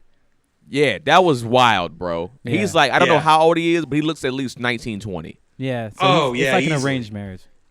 And I think that don't make it any better. Galeo's little sister. I think it's Galeo's little sister too. It is. That's what he says. Yeah, it's his little. It's his companion's little sister. Bro. Yeah. Yeah. No comment. Come on, Kels. Weird. Come on, Weird Kels. shit. I know the parents be sitting there giving the kids to you, but you need to be grown and deny this shit. Ugh. Come on, bro. Yeah. So he's basically. I at least hope they wait for her to get at least 10 years older before they marry her off. But I thought you said she gets 10 years old. I was like, I want to say, Rob, no. What the 10 years fuck? older. All of your arguments. A very important ER. All of our arguments. on the end of that. All of our arguments in the past will be void if you had said that. Just so you know. Yes. You would no longer you gotta have wait till ground she's to at stand least on. 10. You gotta wait till she's at least 10. Oh, shut up, after Rob. that- Shut up. He said 10 years older. Yeah, Older. Key So she's phrasing. 19. Still too young.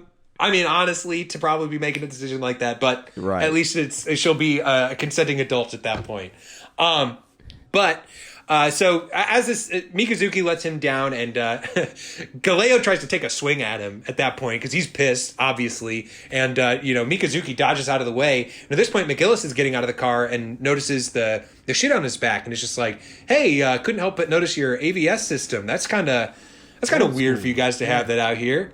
Yeah, it's like, didn't they used to have that? It's like on military type shit, and they're just like, oh yeah, I've done some training, and Biscuit comes in and is just like, oh yeah, like because they ask him about the battle, he's just like, oh yeah, I think that was CGS. They're like a paramilitary group in the area. Just trying to play it cool because they know these guys are obviously like Gallerhorn people. Yeah. They're the enemy. They're wearing that shit like on their chest, like it's on the car. Like Cordelia's assistant grabbed her and took her into the cornfields to hide. Like they know this is a tense situation, but they play it pretty cool.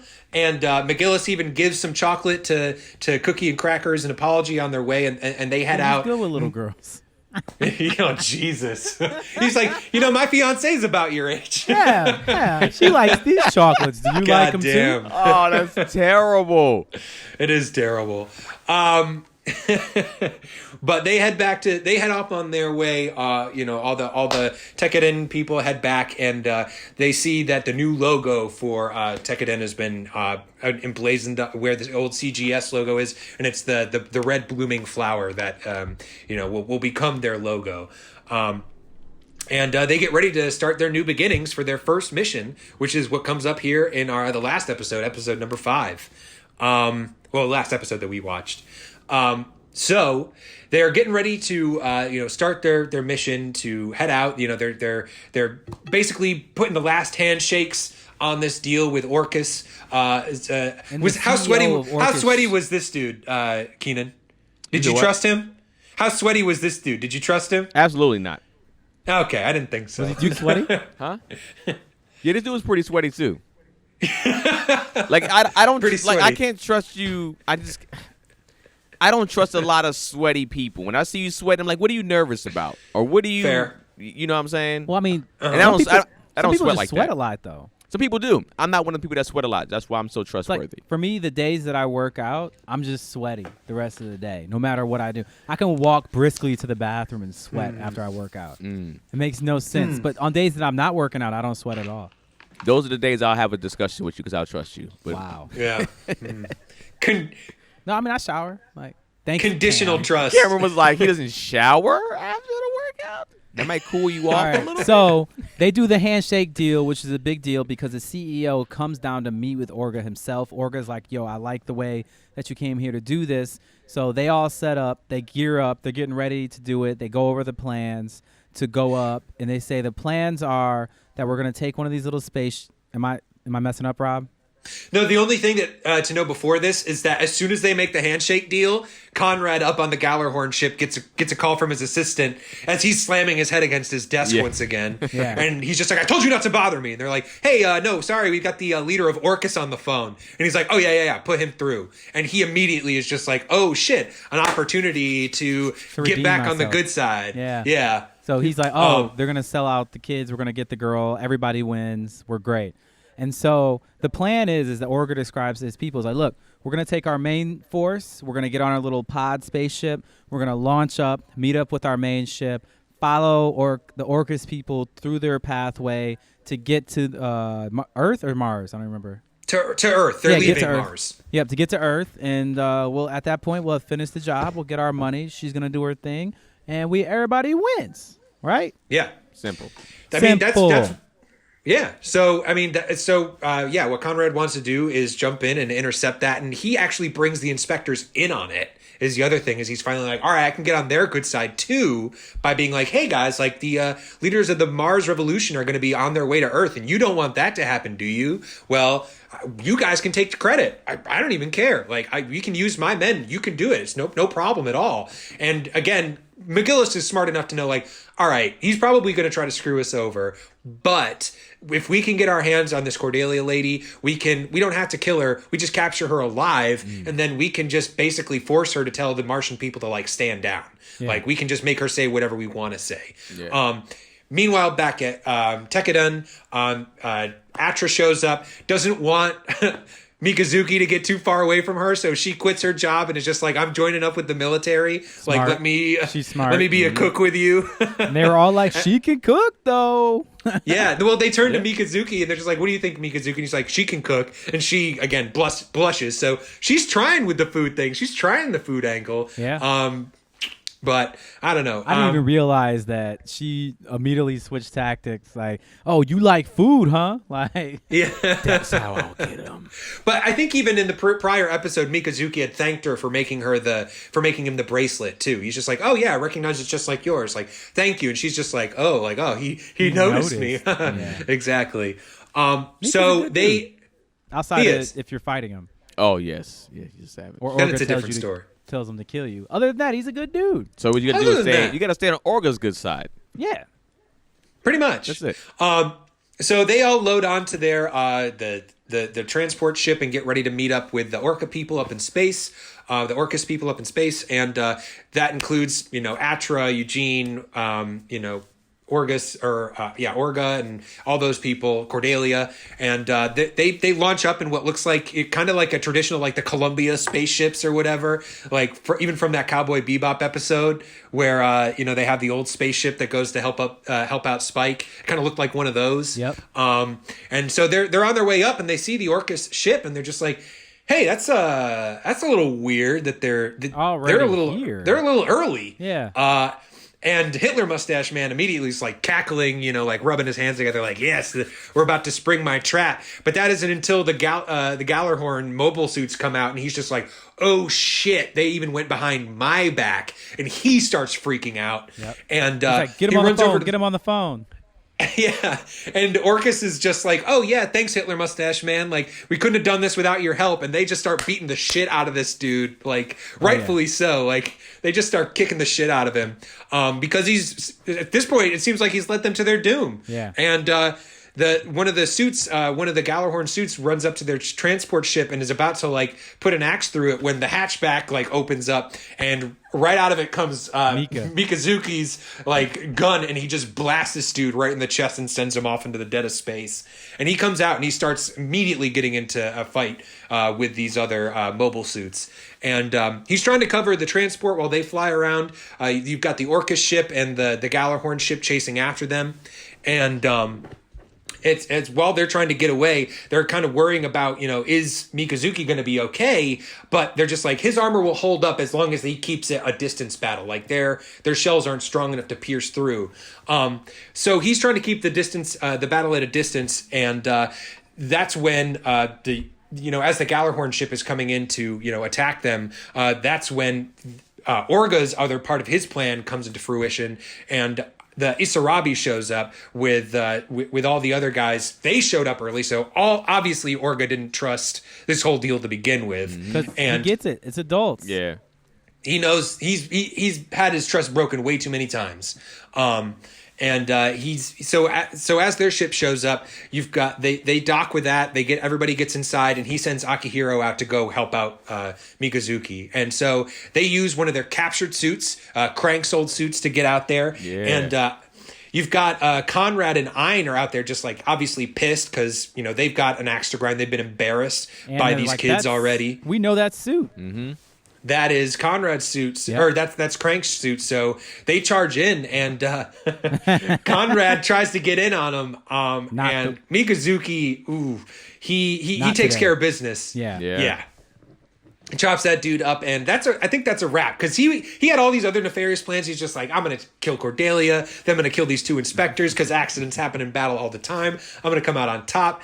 And that's it. That's the end of his schemes as far as we can tell. It didn't look like he survived that. I don't think. But maybe we'll find out more in the next episode. I don't know.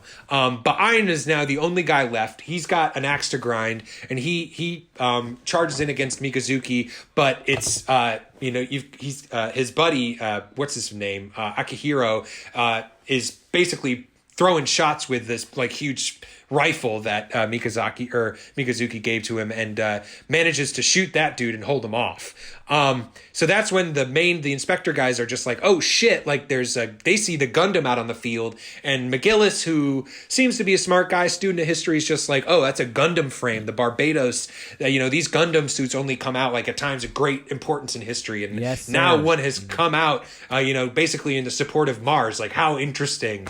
And so he and Galeo get involved in the fight, and they very quickly figure out that who Mikazuki is. And they're just like, oh, you're the kid from the farm. And he's like, oh, you're the chocolate man. I love that response. He's like, oh, it's the chocolate man. Pretty much, yeah. And so he gets into a fight with them. Meanwhile, while that's going on, you've got the two ships chasing the Isarabi, and they're just like, they basically come up with this Apollo 13 type plan where they're like, if we can swing around, because right now they're chasing us, if we can basically use this cable to swing around this asteroid to about face and come around the other side and shoot them down, like that can be a plan. The only issue is once we're connected to the asteroid, how are we going to get back off? And Eugene, like, credit to him for as big of a piece of shit he's been this whole time. He's immediately like, put me in, like, I'll go in one of those mobile worker suits and just like shoot that shit off if I have to. So, and that's exactly what he does. It seems like the plan's not going to work at first, but Eugene comes through in a pinch and is able to blast the cable off, and the Isarabi comes around and just basically fires off its flares and its guns in the Orca ships and the Gallarhorn ship's face, and they're able to make a clean escape. And they're heading over towards Mikazuki, facing off against these two other Gallarhorn suits, and they've got him wrapped up. Like, they basically shoot these cables into his arms, like tie him up. He's jettisoning off pieces and stuff, and McGillis is complimenting him, like, this dude can fight. Like, he's watching, Galeo fight with him, and Miyazuki's just like when they were fighting hand to hand, he's like zipping all around and like doing these crazy movements because he's got the AVS system. Like, he just can move like nobody else can. Even, Akihiro's noticing that because he's like, I can't help as much because the suit I'm using doesn't have that same system for me to tap into. Right. So I just can't fight on that same level. But he's able to kind of hold his own, and eventually it seems like they're about to he's a little outmatched with these two guys. They're pretty skilled pilots as well. He might not be able to face both of them at the same time, but the Isarabi comes around just around at the right time, and he hitches a ride on that, and they zoom off towards safety. And they kind of come back on. It turns out, luckily, everybody's safe. They managed to get Eugene out of the mobile worker as well. Yep. And they're down one less crew member because they sent Hitler Mustache Man off in a little pod and sent him off to Gallerhorn and wrote on his stomach, he's your problem now, basically. Yeah. And, tell him to fuck off. And McGillis, if anything, seems intrigued by this, kind of just like, oh shit, like these guys are a worthy challenge, and we'll see where we go from there. And that's the first 5 episodes of Iron-Blooded Orphans. Hey, first 5 episodes. I'm not gonna lie. Iron-Blooded Orphans. In revisiting them, I more connections to things I didn't notice. I like them a little more than when I watched them. Well, we're gonna get since it's your pick, we're not gonna do yours first. You're gonna do yours last. All right, go ahead.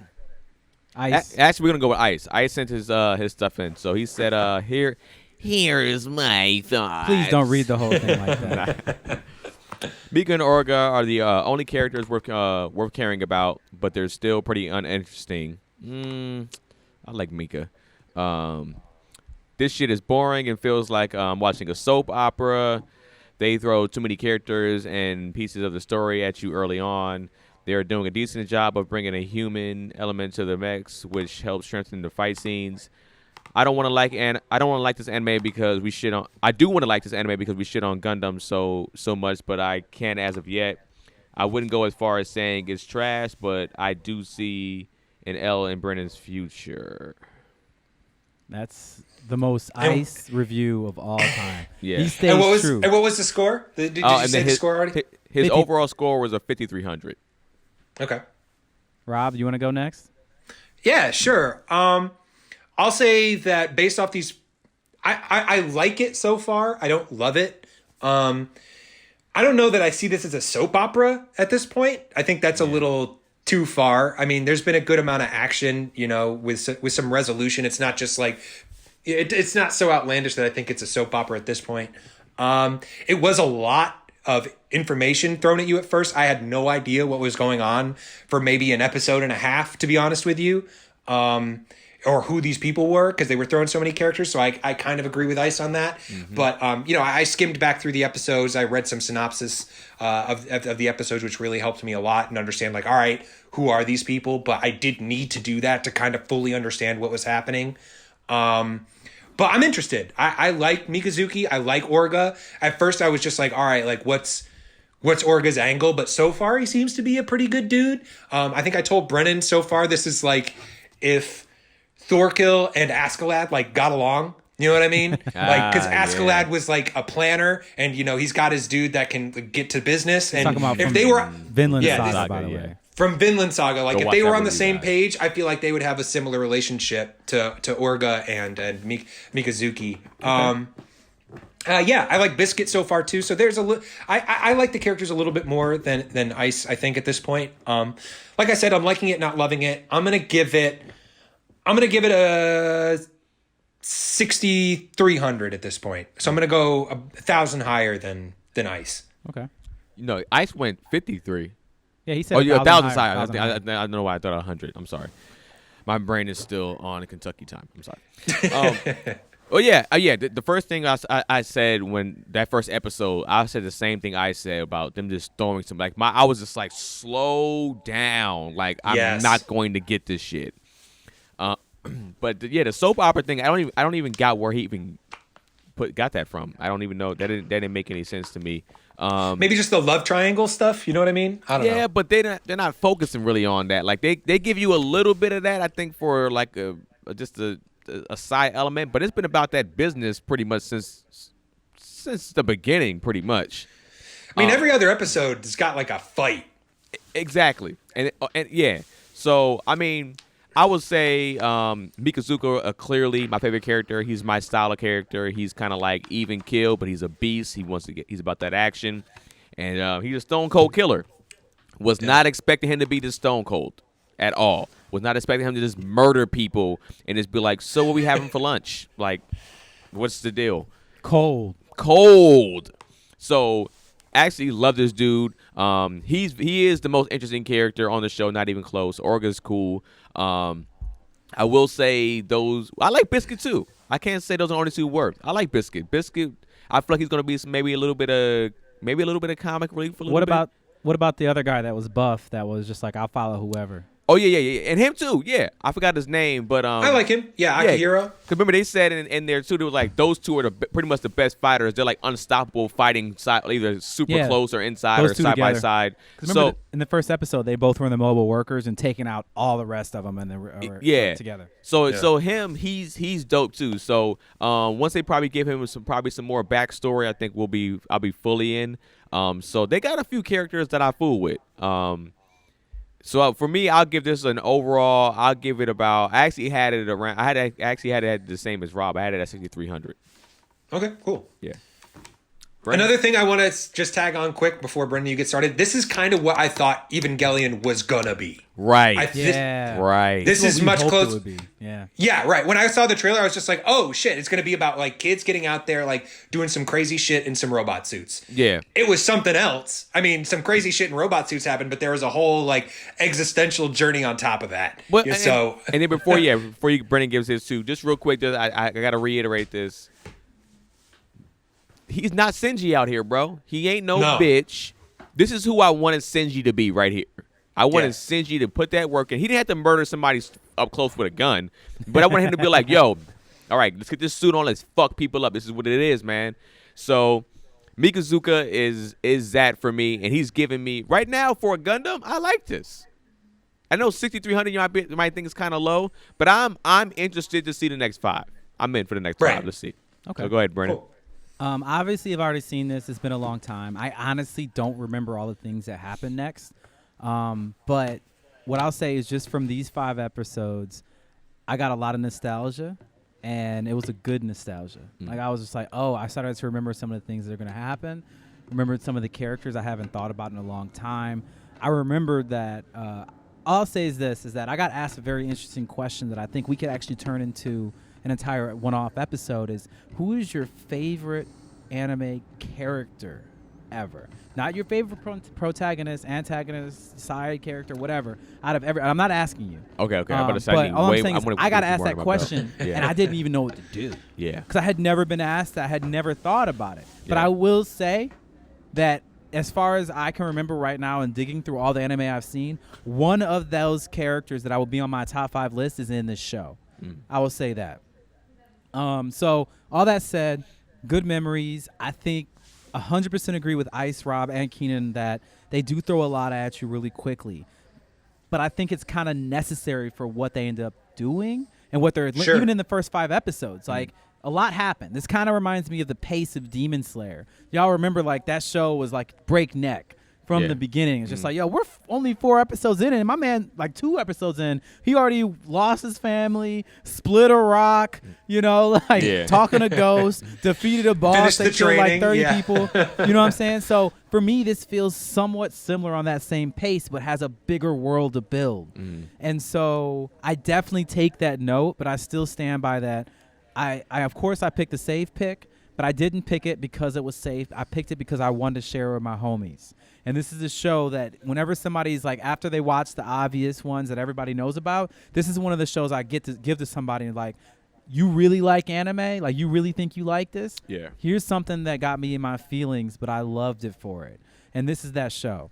I'm going to go with the conservative rating, obviously a little bit higher than you guys. I'm going to stay at 6,500 for these first few episodes. Because these first few episodes were building, I did feel very strongly about the way that they portrayed Mika as a character and how cold he was. Like, that hits hard. Yeah. How hard Orga stands for his people. You know, when he took that beating, you can't tell me you didn't feel that. You know what I'm saying? Like, you can't tell me you didn't feel like. I wish they would have showed it. They didn't need to, in my opinion. Like, they didn't really need to, because just like he took that L hard for his team, and they're like, yo, anybody else? And he's like, I take all of it for my team. That's all I need to know about this guy. Yeah, he's a boss. He's a boss. Yeah. I don't know. I hope that if I was ever in that position, I would do the same thing he did. I hope that I would be that guy. So yeah, 6,500. I enjoy the show, and from what I recall, it only gets better. If it only turns up from here, that's good. I remember this show turning up. That's all I'll say. Like, it turns up, but it also, like I said, it's emotional. Okay. So just be ready for that. That's my only. I don't want to give anything away. I hope that. I don't feel like that is giving anything away. Besides saying that I really enjoyed it, but I did get a little emotional in this show watching it. Okay. So I would say to the squad, to the crowd, to y'all, to the people that we love so much, the audience, what do y'all think? What is y'all, out of the first 5 episodes, what do y'all rate this out of a 9,000? Love to hear it. And I got one more announcement for everybody. First of all, I hope everybody's staying safe in these times. We didn't really address it besides our jokes in the beginning. But we hope you're staying safe during the times of Corona. It seems like it's unprecedented times. Actually, while we were filming this podcast today, Mayor Garcetti has shut down all business operations of LA County. So we're actually going to have to shut the podcast down because we're literally here in a place of my business. I am being ordered by the leader of this. He said this is not a request. This is an order. This is not a request. This is an order. Yeah. We're going to have to shut it down. So we're going to come back to you guys as soon as we can, or figure out if we can do some kind of remote thing. I don't think we can. But we're going to see what we can do. We'll get back to this as soon as we can. But more importantly, you guys, please, please, please follow the instructions of your elected officials. They're doing what they're best to be able to save your lives and the people around you. So please stay home. Stay 6 feet away from everybody else. Take care of yourself. Even though Brennan and I are not 6 feet away from We each are other. not. No. But we're going to be after this. Immediately after this, we're going to separate. Rob already has self-quarantined, obviously. Yep. Be like me. Right. This is real life, y'all. So This is real life. What's up, Cam? Yeah, I mean, I get that. Yeah, we technically could, but we'll see. We'll see We'll what take happens, it. I But like guess, I yeah. said, a lot to discuss. But I honestly wanted to have this recorded, like, while we were here, as a piece of history, that while we were recording this podcast, for the first time in my memory, in our lifetime, in the lifetime even of for my sure. grandmother, our elected officials are ordering us to stay in our homes unless you're doing essential services. And that's some real stuff. Yeah, we just said that. Somebody just ran in here and said that too. Tony V. Tony is hilarious. Tony V came here podcasting, though. It's exempt. So we'll see. Conversations to have. Either way, y'all stay safe. Oh yeah, like I said, give us your score in the comment section. And since we are kind of quarantining pretty much to the house, watch all the episodes on YouTube. Go watch, subscribe to our YouTube channel, watch all the episodes on YouTube, because that's how we can interact with y'all on there. We can get y'all scores for every episode that we watch and talk back to you guys, see what y'all actually say about those episodes, because listening is listening. We want y'all to listen on the podcast platforms also, but we can't interact with you guys on there. So you go to YouTube, we get to actually, I know for me, I go in the comment section as me, and I talk to you guys. I say stuff, I like things, I respond back and stuff like that. So please go in there and do that so we can respond to you guys, especially during these times right now. Yep. Get a little bit of interaction going on, man. So we going to be online. Don't worry. yeah, so Rob, go ahead and drop your stuff. Yeah, I'm RV Danger on Instagram. Ice is Ice.McGowan. Go ahead, Brendan. At Mr. Produce Face on Instagram. Hey, remember, check out my highlight. And I am Keenan Baker on every single thing. And thank y'all for tuning into another episode of AnimeShun, episodes 6 through 10. Coming up next. Peace out. Peace. Stay safe. And so anime was solved forever.